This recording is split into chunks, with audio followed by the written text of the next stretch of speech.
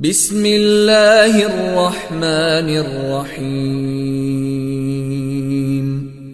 قل هو اللہ احد اللہ الصمد لم یلد ولم یولد ولم یکن له کفوا احد۔ اعوذ باللہ من الشیطان الرجیم، بسم اللہ الرحمن الرحیم۔ الحمد للہ الاول بلا اول کان قبلہ والآخر بلا آخر یکون بعدہ الذی قصرت عن رؤیتہ ابصار الناظرین وعجزت عن نعتہ اوہام الواصفین، ثم الصلاة والسلام علی اشرف الانبیاء والمرسلین وخاتم النبیین سیدنا ونبینا مولانا بالقاسم محمد، اللہم صل علی محمد وآل محمد وعلی آلہ الطیبین الطاہرین المعصومین واللعنة الدائمة على أعدائهم أجمعين، أما بعد فقد قال الله سبحانه وتعالى في كتابه المجيد والفرقان الحميد وهو أصدق الصادقين وقوله الأحسن، بسم الله الرحمن الرحيم قل هو الله أحد الله الصمد لم يلد ولم يولد ولم يكن له كفوا أحد۔ محترم سامعین کرام، سورہ مبارکہ سورہ اخلاص یا سورہ توحید قرآن مجید کی مختصر سوروں میں سے ایک سورہ ہے۔ سورہ توحید یا سورہ اخلاص کہ جس میں خداوند کریم نے اپنی مکمل توحید کو بیان کر دیا اور توحید کے ہر پہلو کو خداوند کریم نے اس مختصر سی سورہ میں بیان کر دیا۔ یہی وجہ ہے کہ روایات میں اس سورہ کو نسبت الرب کہا جاتا ہے۔ اس کے شان نزول میں کچھ روایت ملتی ہیں شیعہ سنی دونوں مصادر میں کہ کچھ یہودی رسول خدا صلی اللہ علیہ وآلہ وسلم کی خدمت میں حاضر ہوئے اور کہا کہ اپنے رب کی نسبت بیان کریں۔ نسبت یعنی اب یہاں پہ یا تو علماء کہتے ہیں کہ نسبت سے مراد یعنی اپنے رب کا حسب و نسب، اپنے جو نسب بیان کریں، یا پھر نسبت سے مراد یہاں پہ اپنے رب کی صفات بیان کریں۔ 3 دن تک وہ یہودی رسول خدا سے اس بات کا تقاضا کرتے رہے، رسول خدا خاموش رہے، یہاں تک کہ تیسرے دن یہ سورہ مبارکہ اخلاص رسول خدا پر نازل ہوئی، جس کو نسبت الرب کہا جاتا ہے۔ ایک اور روایت کے مطابق جب اللہ کے رسول معراج میں 7ویں آسمان پر پہنچے تو اللہ کے رسول پر وحی نازل ہوئی کہ اقرأ نسبت الرب تبارک و تعالی، اے حبیب اپنے رب کی نسبت کو پڑھیے۔ تو رب کی نسبت کیا ہے؟ یہی سورہ مبارکہ سورہ توحید، قل هو اللہ احد اللہ الصمد لم یلد ولم یولد ولم یکن له کفوا احد، اس کو نسبت الرب کا نام دیا گیا۔ روایت میں بہت زیادہ تاکید ہوئی ہے اس سورہ کو پڑھنے کی، یہاں تک کہ کہا گیا کہ فقہی اعتبار سے بھی کہ اگر کوئی شخص اپنی پنجگانہ نماز میں سے کسی بھی ایک نماز میں سورہ قل اللہ احد نہ پڑھے یا 2 رکعتوں میں سے کسی بھی ایک رکعت میں سورہ قل اللہ احد نہ پڑھے تو یہ کام مکروہ ہے۔ یہاں تک کہ روایت ملتی ہے امام جعفر صادق علیہ السلام فرماتے ہیں کہ من مضت لہ جمعۃ، کہ جس کے اوپر ایک ہفتہ گزر جائے، ولم یقرأ قل هو اللہ احد، لیکن اس ہفتے میں وہ قل هو اللہ احد نہ پڑھے، ثم مات ابی لہب، اور پھر اس کے بعد اگر وہ مر جائے تو گویا وہ ابو لہب کی موت مرا ہے۔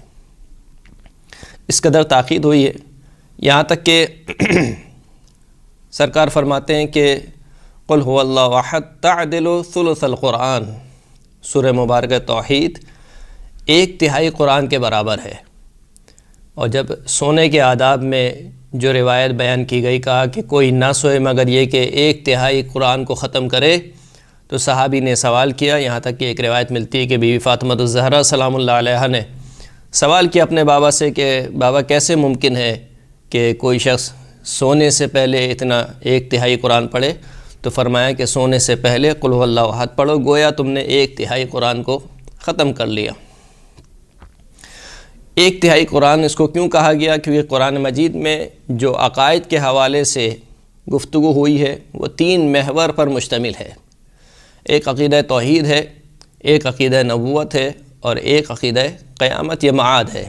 کیونکہ یہ سورہ توحید ہے، مکمل توحید اس میں بیان ہو گئی، تو گویا ایسے ہے کہ 1/3 قرآن مکمل ہو گیا۔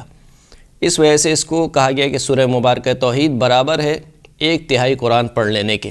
یہاں تک کہ روایت ملتی ہے کہ جب سعد ابن معاذ کا جنازہ پڑھا رہے تھے اللہ کے رسول، اور 70,000 ملائکہ سعد ابن معاذ کے جنازے میں حاضر ہوئے، جن میں جناب جبرائیل علیہ السلام بھی تھے۔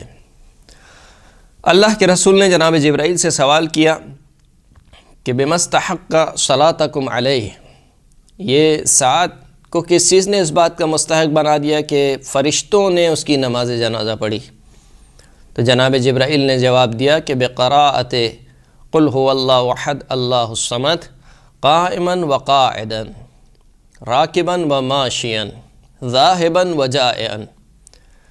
سعد ابن معاذ کی ایک عادت یہ تھی کہ وہ اٹھتے بیٹھتے، سوار ہوتے پیدل چلتے، جاتے ہوئے آتے ہوئے سورہ مبارکہ توحید کی تلاوت کرتے تھے۔ یعنی ہر حال میں سعد ابن معاذ کی ایک عادت تھی کہ وہ قل هو اللہ احد کی تلاوت کیا کرتے تھے، چاہے وہ بیٹھے ہوئے ہوں، چاہے وہ کھڑے ہوں، چاہے وہ چل رہے ہوں، چاہے وہ سوار ہوں، چاہے وہ جا رہے ہوں، چاہے وہ آ رہے ہوں۔ لہٰذا اس چیز نے مستحق بنا دیا سعد ابن معاذ کو کہ 70,000 ملائکہ نے جناب سعد ابن معاذ کے جنازے پر نماز پڑھی۔ جب رسول خدا نے مسلمانوں کو ایک جنگ کے لیے بھیجا جس کو سریہ یا غزوہ کہا جاتا ہے، اور اس جنگ میں جو امیر بنایا وہ مولا کائنات امیر المؤمنین علی ابن ابی طالب علیہ السلام کو بنایا۔ جنگ ختم ہو گئی۔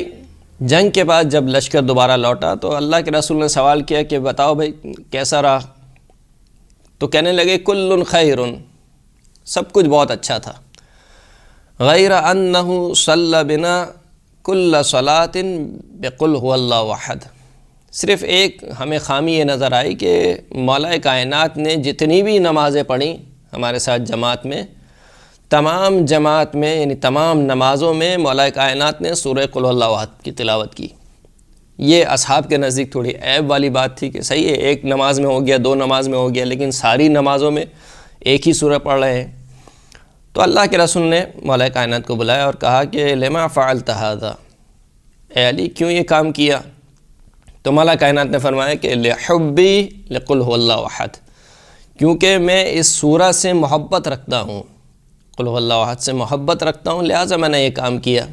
اللہ کے رسول نے جواب دیا کہ فما احببتها حتی احبک اللہ، اے علی تو قل هو اللہ احد سے محبت نہیں رکھتا مگر اس وجہ سے کہ اللہ تجھ سے محبت رکھتا ہے، اس وجہ سے تو سورہ قل هو اللہ احد سے محبت رکھتا ہے۔ اور شاید یہی وجہ ہے کہ سرکار فرماتے ہیں کہ یا علی مثلک فی هذه امتی مثل قل هو اللہ احد، اے علی تیری مثال میری امت میں قل هو اللہ احد کی طرح ہے۔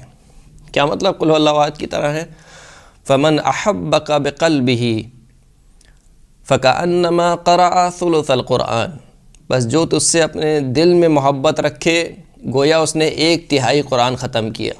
ومن احبک بقلبہ واعانک بلسانہ فکأنما قرأ ثلثی القرآن، بس جو شخص تیرے دل سے تجھ سے محبت رکھے اور اپنی زبان سے تیری نصرت کرے، تیری مدد کرے، گویا اس نے 2/3 قرآن ختم کیا۔